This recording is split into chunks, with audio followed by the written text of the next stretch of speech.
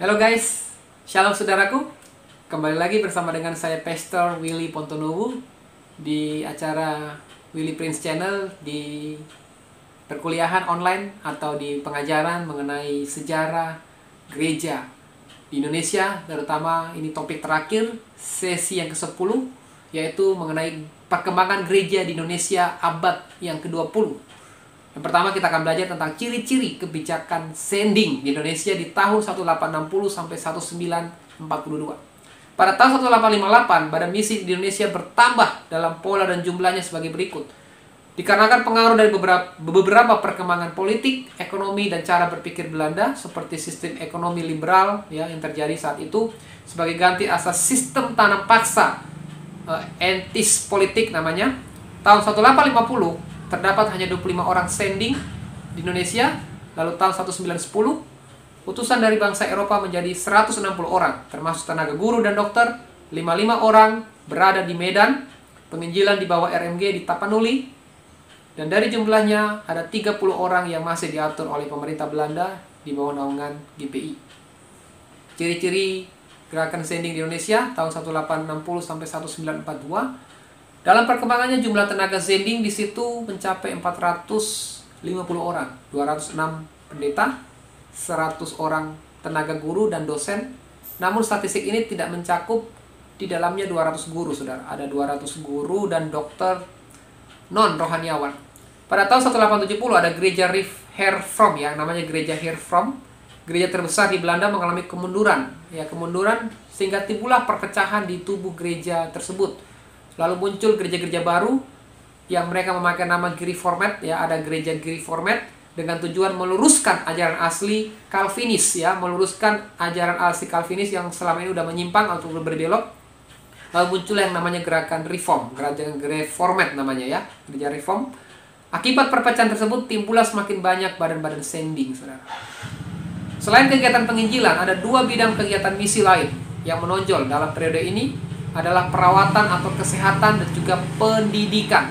Di tahun 1938 ada 101 rumah sakit di Indonesia. 7 rumah sakit khusus menangani orang-orang kusta. Motivasi untuk melakukan semua ini adalah demi untuk perluasan Injil. Jadi mereka melakukan dengan tujuan adalah perluasan Injil. Di balik kegiatan sending dan pelipat gandaan tenaga ini dapat kita melihat 3 perkembangan yang sangat menonjol. Yang pertama adalah dampak dari ajaran teori Darwin, atau dikenal dengan ajaran evolusi Darwinisme. Di dalam bidang misiologi, di mana pengertian manusia semakin merosot, di mana manusia itu diciptakan dari monyet, manusia berasal dari monyet, dan di sini Adam dianggap, pemahaman tentang Adam, manusia dari Adam dan Hawa itu sebagai pemahaman yang kolot atau konyol menurut evolusi Darwin ini. Lalu muncul yang berikutnya adalah kelompok pietisme, Kelompok pietisme, kaum pietisme menolak ajaran evolusi. Dalam pengertian teologi, pietisme menekankan pengalaman yang hidup akan karunia-karunia Allah. Kedatangan Henry Kramer ke Indonesia di tahun 1922 sampai 1932 mulai mendobrak tembok sikap paternalistik ini. Dan sekitar tahun 1930, tidak satupun gereja oleh sending dikatakan mandiri, saudara. Namun, tahun 1930, mulai 1930 sampai 1942 ada 7 gereja, saudara. 7 gereja yang diakui bisa berdiri sendiri. Yang pertama HKBP, GKJW, lalu GKJ, lalu GKP, lalu Gemim, lalu gereja Sangkir Talaut, lalu gereja GPM, Gereja Protestan Maluku. Henry Kramer lah yang berperan besar dalam pelayanan tersebut di atas dan mengungkapkan pemahaman seperti ini. Jangan mengukur kemandirian dengan memakai patokan-patokan sendiri, matang atau tidak, melainkan hendaknya kemandirian itu diukur dari adanya kabar keselamatan yang diberitakan di dalam pemberitaan firman dan sakramen-sakramen. Kalau kita melihat berikutnya adalah wajah gereja sampai pada tahun 1850. Dapat dikatakan bahwa gereja asli Jawa dan Sumatera hampir tidak ada. Pada tahun 1860 jumlah orang Kristen di Indonesia mencapai 12.000 orang. Sampai pada tahun 1900 hanya 1% dari seluruh jumlah penduduk Indonesia. Akan tetapi tahun 1938 ya, 1938 jumlah orang Kristen yang dibaptis naik secara signifikan, naik secara eksplosif, yaitu menjadi 1.665.771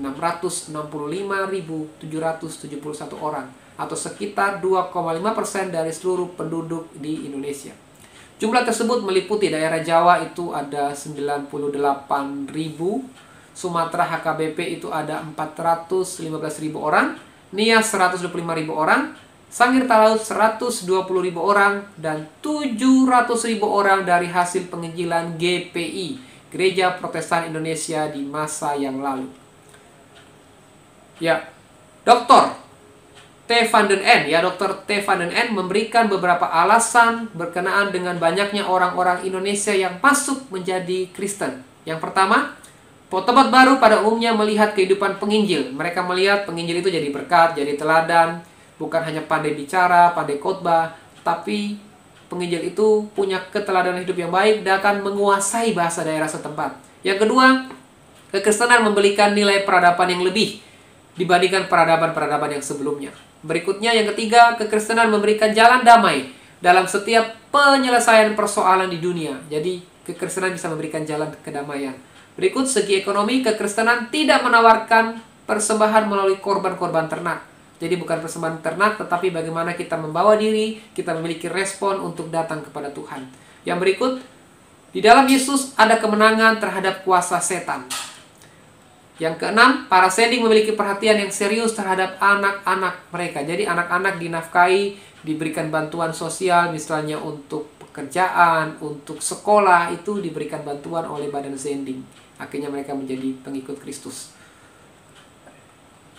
Ya, lalu kita melihat di sini tinjauan terhadap gereja di Indonesia tahun 1945 sampai 1970. Keanekaragaman gereja, kita melihat terjadi keanekaragaman gereja. Yang pertama, kemerdekaan Indonesia mengakibatkan tidak adanya kekuasaan untuk menghindari timbulnya berbagai denominasi gereja yang terus menjamur seperti musim penghujan. Fenomena ini dikarenakan yang pertama adalah perpecahan karena masalah suku dan letak geografis. Seperti contohnya GPS 1963, lalu GKPI, ada HKBP Angola, ada Gereja Amin yang ada di Nias 1946, terus ada GKLB dan GPIL. Masuknya badan sendik yang berorientasi Angel Saxis ini dan beraliran kebangunan atau Injili.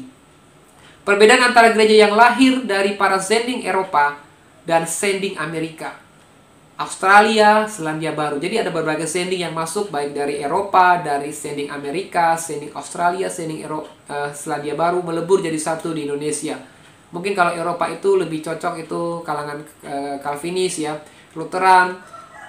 Lalu dari sending Amerika itu kalangan Injili dan Pentakosta Karismatik. Demikian juga Australia dan Selandia Baru itu dari kalangan Pentakosta Karismatik. Perbedaan tersebut bukan hanya masalah teologi saja, namun pada perbedaan etos dan sosiologi, saudara. Hal ini mengakibatkan oikumene. Oikumene sulit untuk diwujudkan dari kedua belah pihak ini. Mereka tidak bisa mewujudkan oikumene atau penyatuan gereja. Sehingga muncul yang namanya oikumene. Ya, oikumene ini sesudah penjajah Belanda keluar dari Indonesia, gereja di Indonesia melakukan sesuatu yang tidak dapat dijangka oleh para sending. Tentunya sending dari Belanda ya, sending asing. Pada tahun 1950 telah lahir Dewan Gereja Indonesia yang dikenal dengan DGI, yang berpusatnya adalah DGD, Dewan Gereja Dunia, yang sekaligus mencetuskan satu jaringan persekutuan antara gereja-gereja itu berorientasi dengan nama Eropa Kontinental ya, Eropa Kontinental atau Belanda, Jerman. Diupayakan juga mencari kesatuan dalam persekutuan supaya menjalin hubungan yang baik antar gereja sehingga bisa bersinergi dengan masyarakat, dengan pemerintah, baik dalam bidang sosial, bidang politik, bidang ekonomi, dan penginjilan. Lalu berikutnya adalah yang terjadi di sini menanggapi munculnya dari PGI, gereja-gereja non-mapan terhadap oikumene ya. Kaum Injili secara lambat mencetuskan balasan dengan mendirikan ya. Jadi dari setelah munculnya PGI, lalu dari kaum PI juga tidak mau kalah, mereka mendirikan yang namanya Persekutuan Injili Indonesia. Itu berdiri pertama kali tahun 1971. Di tahun 1986 sampai 1987, PI ini mengalami kemajuan sehingga mengarahkan kerjasama di bidang pendidikan dan penginjilan. Jadi ciri khas dari orang Injili, kalangan Injili adalah menekankan dalam penginjilan dan pendidikan. Menurut perkiraan PI, jumlah orang Kristen yang beraliran Injili mencapai 5 juta orang. Lalu di tahun 1979, saudara, kaum Pentakosta juga merasa tidak tahan, tidak nyaman di dalam naungan PI atau Persekutuan Injili Indonesia. Sehingga mereka membentuk yang dikenal dengan nama DPI, Dewan Pentakosta Indonesia, yang sekarang dikenal dengan namanya PGPI. Ya, PGPI adalah Persekutuan Gereja-Gereja Pentakosta di Indonesia.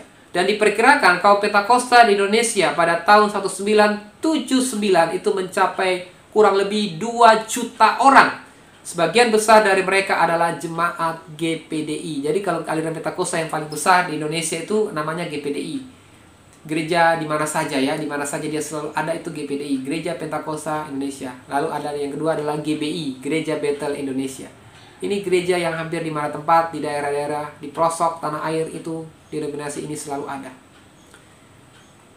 Lalu kita masuk yang berikutnya, kaum Pentakosta. Ya, kita melihat dalam kerohanian dan teologi, kaum Pentakosta memiliki semboyan Injil sepenuh, juga mempertahankan karunia Roh Kudus dan kekuasaan Roh Kudus, sambil merendahkan struktur gereja yang mati dan teologi yang berbelit-belit. Jadi bagi orang Pentakosta, orang-orang Pentakosta yang menekankan Injil sepenuh, bukan Injili ya, ini beda. Injili sama Injil sepenuh lain.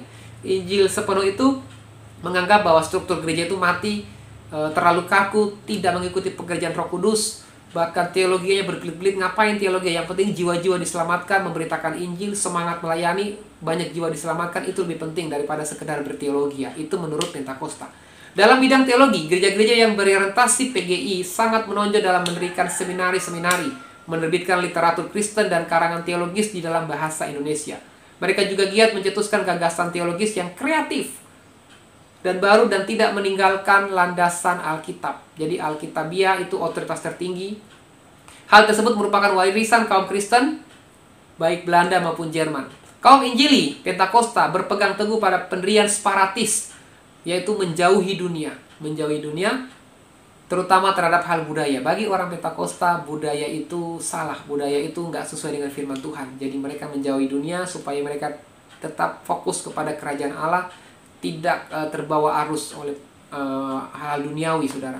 Namun, mandat kultural mulai sedikit demi sedikit dipertimbangkan oleh kaum Injili. Tapi kalau kaum Injili masih netral, saudara. Masih menerima budaya, tapi nggak semua diterima. Tergantung, dia bisa menfilter. Beda dengan Protestan dan Katolik, semua budaya diterima. Katolik, Protestan menerima semua budaya. Kalau Injili menfilter, ada budaya yang diterima dan ada yang ditolak. Tapi kalau Pentakosta karismatik sangat menolak yang namanya budaya diberlakukan di dalam gereja lokal.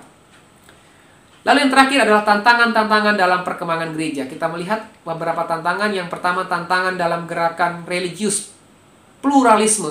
Ya, gerakan ini sebenarnya beraneka ragam, saudara. Berpegang pada gagasan bahwa perbedaan dalam agama tidak sampai pada intinya atau perbedaan yang mencolok.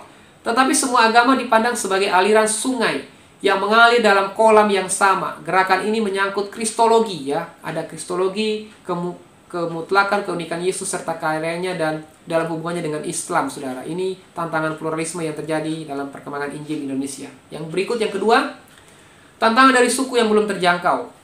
Ya, perlu ada kesadaran bahwa ada banyak suku-suku di Indonesia yang belum dijangkau oleh Injil, yang belum dimenangkan oleh Injil, dan belum menerima keselamatan atau mendengarkan kabar baik. Perlu juga disadarkan bahwa usaha istimewa sangat dibutuhkan, serta pemikiran, strategi di dalam menjangkau suku-suku yang terasing. Tantangan yang ketiga adalah bentuk dan hubungan gereja dan misi di masa depan.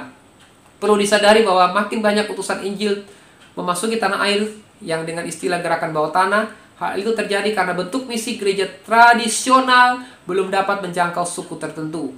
Sehingga dibutuhkan dengan cara istimewa, itu gerakan bawah tanah. Mungkin belum terstruktur, masih bersifat tradisional. Ini menjadi bentuk tantangan, yaitu dalam bentuk hubungan dengan gereja-gereja lokal mengenai bagaimana masa depan gereja.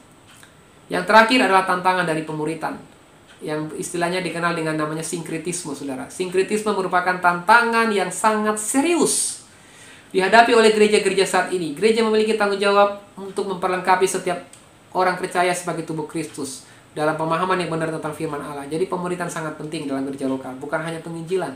Pengajaran itu penting. Pengajaran, penginjilan, dan pemuritan. Jadi pemuritan itu kita menjadi tantangan ya, saudara. Orang gereja-gereja sangat jarang untuk melakukan